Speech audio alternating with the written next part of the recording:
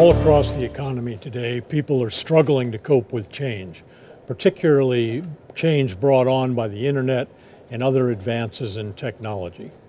Prominent among those is John Chambers, the CEO of Cisco Systems, whose company has struggled over the last decade to cope with enormous disruptions that have forced changes in its business model and thousands of layoffs. He has a few ideas about how people and companies can cope in this era. Mr. Chambers, welcome. Brian, it's a pleasure. You got to call me John so I don't feel old or formal, if you will. All right, John. Can you give people hope? Oh, I'm a huge believer both in the future of technology, the future of our country, and for every American, I think, to really prosper as these new technologies, as everything in the world becomes digital. I think it will change our ability to earn a living. It will change education for the positive. Every company will become a digital company. Every country will become a digital country.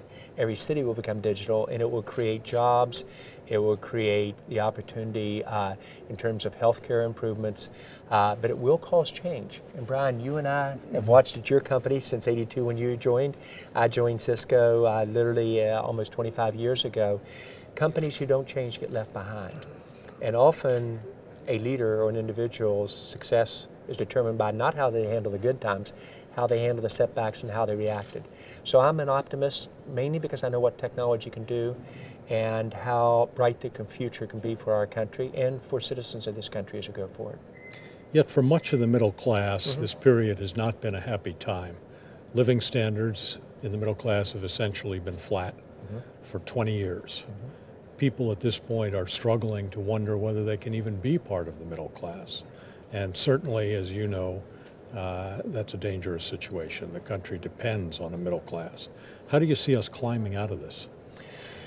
Well, I'm a Republican by background, but I think what President Clinton did in the mid-90s when he changed directions and he focused on what they called the information age, and Cisco was honored to be literally on stage with him at the White House when he announced this change with Vice President Gore.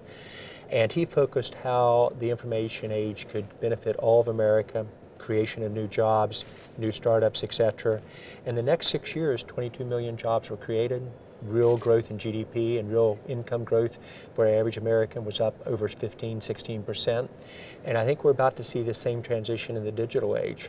Companies who adjust to this, countries who adjust, and it can be US or it can be France where they're moving rapidly, or Israel or India, I think we'll get major economic benefits. So regardless of who our next leader is, I think the importance of whether you're a Democrat or Republican, leading in this new digital era will determine a large part of our ability to address this middle class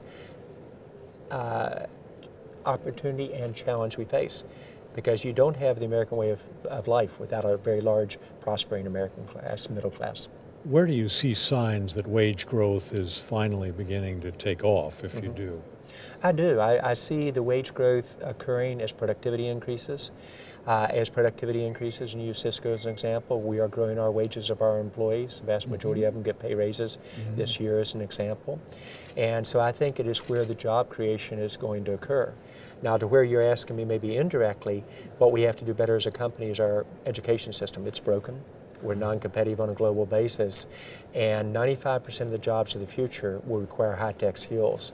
So we've got to think about how we educate our young people more effectively, how we use a lot of the social media more in that, and prepare them for where the jobs will be, or retraining people in terms of changing directions and occupations. So I think technology is a huge part of the answer, and I think we've got to change our development in our education system to allow the average American to really take advantage of that. Do you see successful models in education today?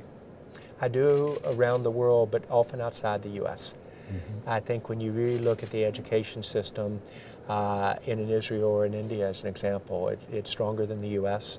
If you watch what is occurring in France, where we're partnering with the French leadership, an American company having probably the most unique business partnership that's ever been done with France, digitizing the country together, creating jobs, doing R&D investments, startups, training over 200,000 French citizens on this new concept of digitization, the Internet of Everything, to create new job opportunities.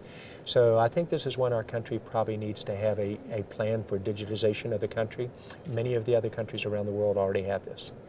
One interesting digital evolution in education is the massively open online courses that a few universities have started, which allow people around the world to take university courses and get an education by a different path.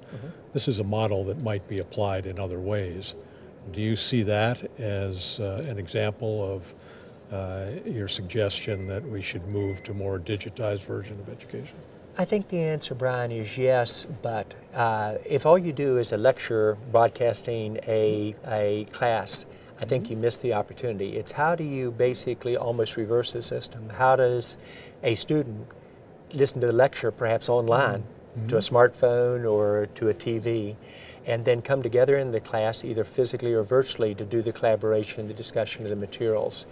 As an employer, I don't care as much about a person's degrees as I do their education skills. And I think most employers will learn how to test for those over time. So I think you are seeing an era where learning by different ways is much more important than, quote, a degree and checking the box. What characteristics do you think define the difference between people who will succeed in this era and people who will fail? Let me do it on a company basis, because when you ask me a question I don't have a specific knowledge on, let me take it to one that I do have a knowledge on. Companies who succeed or fail, and I think the same thing can be said of countries. First determination, do you catch market transitions that are occurring? Those can be economic, they can be technology, changing in business model. An Uber, if you will, versus a taxi industry, an Amazon versus a Walmart. Second is don't continue to do the right thing too long, because that right thing will commoditize. You have to move into adjacencies. You have to add value to your core capability.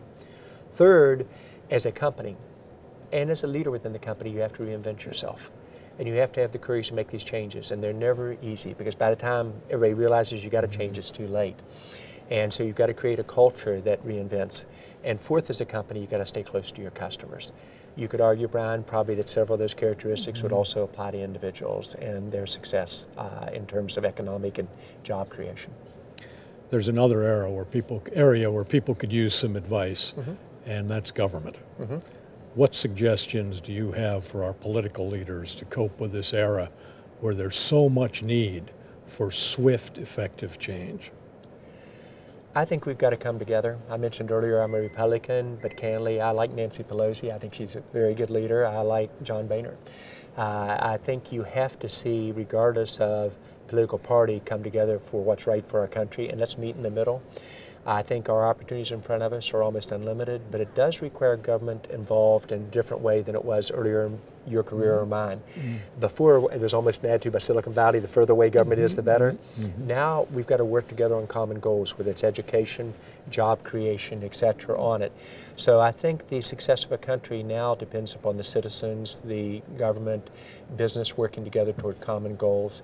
And so my suggestion, I'm here the next 2 days meeting with both Republicans and Democrats and with the White House as part of TechNet, a technology group where we have the top technology companies in our country coming together to say, here's what we can do together, here are the common challenges we face, and here's what we can do that will benefit our country and the companies. Thank you very much for your time. Brian, it's a pleasure as always. For USA Today, I'm Brian Gallagher.